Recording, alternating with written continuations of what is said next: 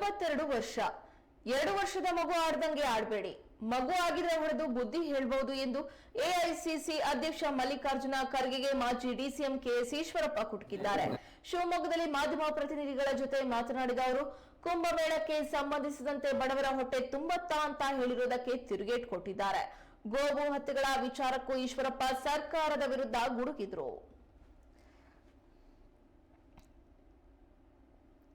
ಕೋಟ ಗ್ರಾಮದಲ್ಲಿ ಹಸುವಿನ ಬಾಲವನ್ನು ಕಟ್ ಮಾಡಿ ದುಷ್ಕರ್ಮಿಗಳು ಓಡೋಗಿದ್ದಾರೆ. ಮನುಷ್ಯರು ಹುಟ್ಟಿದ್ರು, ಅದೇ ದನಕ್ಕೆ ಹುಟ್ಟಿದ್ರು, ನನಗಂತೂ ಗೊತ್ತಿಲ್ಲ. ಇವರು ನೊಂದು ಹೇಳ್ತಾ ಇದ್ದೀನಿ ಈ ಮಾತು. ನಾನು ಮೊನ್ನೆ ನೋಡಿದ್ರೆ ಕನ್ನಡ ಪ್ರಭಾತದಲ್ಲಿ ಒಂದು ನೋಡಿದ್ರಿ, ಫೋಟೋ ತೆಗಿತಾರಂತೆ, ಗಬ್ಬ ಆಗಿರೋಂಥ ಹಸು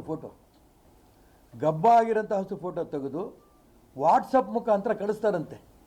ಯಾರು ನೀವು ದನದ ಮಾಂಸ ಬೇಕು, ನೀವು ನಮಗೆ ತಿಳಿಸಿದ್ರೆ ಕಳಿಸ್ಕೊಡ್ತೀವಿ, ಮಾರಾಟ ಮಾಡ್ತೀವಿ ಅಂತ ಇವ್ರಿಗೆ ಆರ್ಡ್ರ್ ಬರುತ್ತಂತೆ.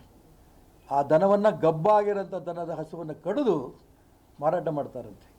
ನಾನು ಅದಕ್ಕೋಸ್ಕರ ಹೇಳಿದೆ, ಈ ಕಡಿಯೋರಾಗಲಿ ಇವ್ರು ಯಾರು ಹುಟ್ಟಿದ್ರು ಗೊತ್ತಿಲ್ಲ ನನಗೆ. ಈ ಪದ ಯಾಕೆ ಬಳಸ್ತಾ ಇದ್ದೀನಿ ಅಂದರೆ, ನಮ್ಮ ತಾಯಿ ಗೋಮಾತೆ ನಮ್ಮ ತಾಯಿ.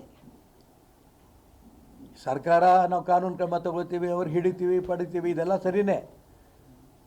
ನನ್ನ ಕಣ್ಣಿಗೆ ಕೈಗಾರ ಸಿಕ್ಕರೆ ಅವ್ರ ಕೈ ಕಾಲು ಕಡ್ದೇ ಬಿಡ್ತೀನಿ. ಕಡಿಯೋದು ಬಡಿಯೋದು ಅಂತ ಮಾತಾಡ್ತೀರಿ ಈಶ್ವರಪ್ಪ, ಕಡಿಯೋನೇ. ನಿಮ್ಮ ತಾಯಿ ಕಡಿದ್ರೆ ಸುಮ್ಮನಿರ್ತೀರಾ ನೀವು? ಕೆಚ್ಚಲು ಕಡಿದ್ರೆ ಸುಮ್ಮನಿರ್ತೀರಾ? ತಾಯಿದು ಗರ್ಭದ ಹಸು, ಅದನ್ನು ಕಡಿದ್ರೆ ಸುಮ್ಮನಿರ್ತೀರಾ? ಭಾಳ ಸುಮ್ಮನೆ ಕಟ್ ಮಾಡಿಕೊಂಡು ಈ ರೀತಿ ಗೊಂದಲವನ್ನು, ಕೋಮುಗಲಭೆಯನ್ನು ಉಂಟು ಮಾಡೋಕ್ಕೆ ಪ್ರಯತ್ನ ಮಾಡ್ತಿರಲ್ಲ. ಕೈಕಾಲು ಕಡಿಬೇಕೋ ಬೇಡ? ಅದಕ್ಕೋಸ್ಕರ ತುಂಬ ನೊಂದು ಹೇಳ್ತಾ ಇದ್ದೀನಿ. ಇದನ್ನು ಬಿಡಲಿಲ್ಲ ಅಂತಂದರೆ ಈ ದೇಶದಲ್ಲಿ ಏನೇನು ಅಲ್ಲೋಲ ಕಲ್ಲೋಲ ಆಗುತ್ತೋ ಗೊತ್ತಿಲ್ಲ. ಹಿಂದೂಗಳ ತಾಳ್ಮೆಗೂ ಒಂದು ನೀತಿ ಸಂಹಿತೆ ಅನ್ನೋದು ಕಾಯ್ತಾ ಇದ್ದಾರೆ. ಇದು ಬರೀ ಶಾಂತಿ, ಏನು ಹೇಳಿದ್ರು ನಾವು ಕಡಿಯೋರೆ ಅನ್ನೋ ಥರದಲ್ಲಿ ಹಸು ಬಗ್ಗೆ ಆಟ ಆಡ್ತಿದ್ದೀರಿ. ಇದು ಇವತ್ತಿಲ್ಲ ನಾಳೆ ರಾಜ್ಯದಲ್ಲಿ ದೊಡ್ಡ ಬೆಂಕಿ ಹತ್ಕೊಂಡು ಉರಿಯುತ್ತೆ. ಈ ಎಚ್ಚರಿಕೆಯನ್ನು ನಾನು ಎಲ್ಲ ಮುಸಲ್ಮಾನರಿಗೆ ಕೊಡ್ತಿಲ್ಲ. ಯಾರು ಹಸುವನ್ನು ಕಡಿತೀನಿ ಅಂತ ಈಗಾಗಲೇ ಕೆಚ್ಚಲು ಕೊಯ್ದಿದ್ದಾರೋ, ಇನ್ನೂ ಅದೇ ಯೋಚನೆಯಲ್ಲಿದ್ದಾರೋ, ಯಾರು ಫೋಟೋ ತೆಗೆದು ಗಬ್ಬದ ಹಸುಗಳನ್ನು ಒಂದು ಗುಂಪು ಸಿಕ್ಕಿದೆ ಹೊನ್ನಾವರದಲ್ಲಿ. ಎಷ್ಟು ಗುಂಪುಗಳಿದೆಯೋ ರಾಜ್ಯದಲ್ಲಿ ಇಂಥವು. ಪೊಲೀಸ್ ಇಲಾಖೆ ಬೆನ್ನತ್ತಿ ಪರಮೇಶ್ವರ್ ಅವರಿಗೆ, ಮುಖ್ಯಮಂತ್ರಿಗಳಿಗೆ ನಾನು ಹೇಳೋಕ್ಕೆ ಇಷ್ಟಪಡ್ತೇನೆ, ಆ ಹೊನ್ನಾವರಕ್ಕೆ ಹೋಗ್ಬಿಟ್ಟು ಬನ್ನಿ, ಕೋಟಾಕ್ಕೆ ಹೋಗ್ಬಿಟ್ಟು ಬನ್ನಿ. ನಿಮಗೆ ಗೊತ್ತಾಗುತ್ತೆ ಸತ್ಯ ಪರಿಸ್ಥಿತಿ. ಯಾರು ಈ ಬದುಕುಗಳು ಮಾಡಿದಾರೋ ಅಂಥವ್ರು ಅರೆಸ್ಟ್ ಮಾಡಿ, ಅವ್ರ ಮುಖಾಂತರ ಯಾವ ಗುಂಪುಗಳಿದಾವೆ ಅವ್ರನ್ನೆಲ್ಲ ಅರೆಸ್ಟ್ ಮಾಡಿ, ಅವ್ರು ಸರಿಯಾದ ಶಿಕ್ಷೆ ಕೊಡಿ. ನಾವು ಈ ರೀತಿ ಹೇಳ್ತಿದ್ದಂಗೆ ನೀವು ಬರೀ ಹೊಡಿ ಬಡಿ ಕಡಿ ಅಂತ ಹೇಳ್ತೀರಿ, ನೋಡ್ಕೊಂಡು ಸುಮ್ಮನೆ ಕೂತ್ಕೊಂಡಿರೋಣ. ಹೊಡಿ ಬಡಿ ಕಡಿ ಅಂತ ಜನ ಈ ಸದ್ಯಕ್ಕೆ ಬಾಯಲ್ಲಿ ಮಾತಾಡ್ತಿದ್ದಾರೆ. ಇದೇ ರೀತಿ ಹಸುಗಳ ಬಗ್ಗೆ ಕೆಚ್ಚಲು ಕೊಡಿ ಕಟ್ ಮಾಡೋದಾಗಲಿ, ಫೋಟೋ ತೆಗೆದು ಆ ಒಂದು ಗಬ್ಬದ ಕರುಗಳನ್ನು ಮಾರಾಟ ಮಾಡೋದಾಗಲಿ ಮಾಡಿದ್ರೆ ನಿಜಕ್ಕೂ ಕೂಡ ಅಂಥ ದುಷ್ಕರ್ಮಿಗಳಿಗೆ ಕೈ ಕಾಲು ತಲೆಗೆ. ನನಗೂ ವಯಸ್ಸಾಗಿದೆ ಅಂತ ಹೇಳಿದೆ, 26 ನಾಡ್ದಂಗೆ ಆಡ್ತಿದ್ದೀನಿ. ಮಲ್ಲಿಕಾರ್ಜುನ ಖರ್ಗೆ ವಯಸ್ಸು ಎಷ್ಟು? 92? ಹಾಂ, 80+, 82 ಅನ್ರಿ. 2 ವರ್ಷದ ಹುಡುಗ ಆಡ್ದಂಗೆ ಆಡ್ತೀಯಾನೆ?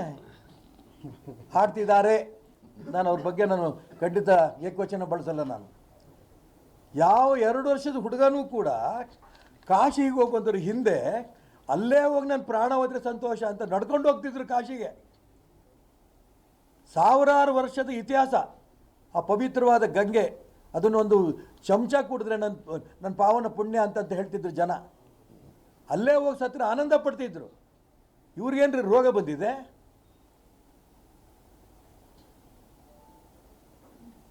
ಏನು ಅಲ್ಲಿ ಹೋಗಿ ಸ್ನಾನ ಮಾಡಿಬಿಟ್ಟು ಬಂದುಬಿಟ್ರೆ ಬಡತನ ನಿರ್ಮೂಲ ಆಗತ್ತಾ? ನಿಮಗೆ ತಾಕತ್ತಿದ್ರೆ ಮಲ್ಲಿಕಾರ್ಜುನ ಖರ್ಗೆ ಅವರಿಗೆ, ಮುಸಲ್ಮಾನರು ಮಕ್ಕಾ ಮದೀನಕ್ಕೆ ಹೋಗ್ಬಿಟ್ಟು ಬರ್ತಾರಲ್ಲ, ಅವ್ರ ಬಗ್ಗೆ ಮಾತಾಡಿ ನೋಡೋಣ.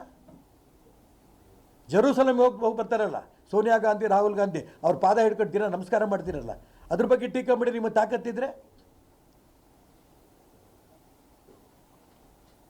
ಪ್ರಯಾಗದ ಬಗ್ಗೆನೇ ನಿಮ್ಗೆ ಯಾಕೆ ಚಿಂತೆ? ಹಿಂದೂ ಸಮಾಜದ ಬಗ್ಗೆನೇ ಯಾಕೆ ಚಿಂತೆ ನಿಮಗೆ? ನಮ್ಮ ನಂಬಿಕೆ ಮೇಲೆ ಆಘಾತ ಕೊಡೋಕ್ಕೆ ನಿಮ್ಗೆ ಯಾರು ಅವಕಾಶ ಕೊಟ್ಟರು? 40 ಕೋಟಿ ಜನ ಹೋಗಿ ಬರ್ತಾರೆ. ನಿನ್ನೆ ನೋಡಿದ್ರಿ ನೀವೆಲ್ಲರಿಗೂ ಟಿ ವಿಲಿ, ನಾನು ನೋಡಿದೆ, ಸುಮಾರು 30 ಜನಕ್ಕೂ ಹೆಚ್ಚಿಗೆ ಸತ್ತಿದ್ದಾರೆ.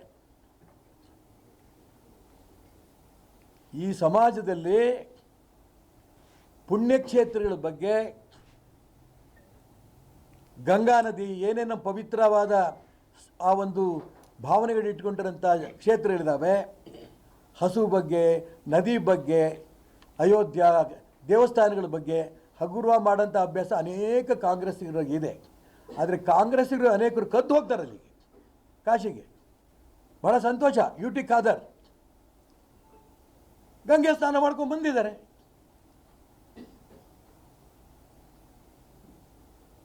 AICC ಅಧ್ಯಕ್ಷ ಅಲ್ಲಪ್ಪ ನೀವು. ಖಾದರ್ ಕಿತ್ತಾಕಿ ಪಾರ್ಟಿಯಿಂದ ನೋಡೋಣ ನಿಮ್ಮ ತಾಕತ್ತಿದ್ರೆ. ಅನೇಕರು ಕಾಂಗ್ರೆಸ್ಸಿಗರು ಹೋಗಿ ಬರ್ತಾರೆ. ನಾನು ಕಾಂಗ್ರೆಸ್ಸಿಗರು ಅಂತ ಕರೆಯಲ್ಲ ಅವ್ರನ್ನ. ಆ ಗಂಗೆ ಪವಿತ್ರವಾದ ನದಿ, ಇಲ್ಲಿ ಮುಳುಗಿದ್ರೆ ನಮಗೆ ಸಂತೃಪ್ತಿ ಸಿಗತ್ತೆ, ಪುಣ್ಯ ಬರುತ್ತೆ. ನಮ್ಮ ನಂಬಿಕೆ ಪ್ರಶ್ನೆ ಮಾಡೋಕ್ಕೆ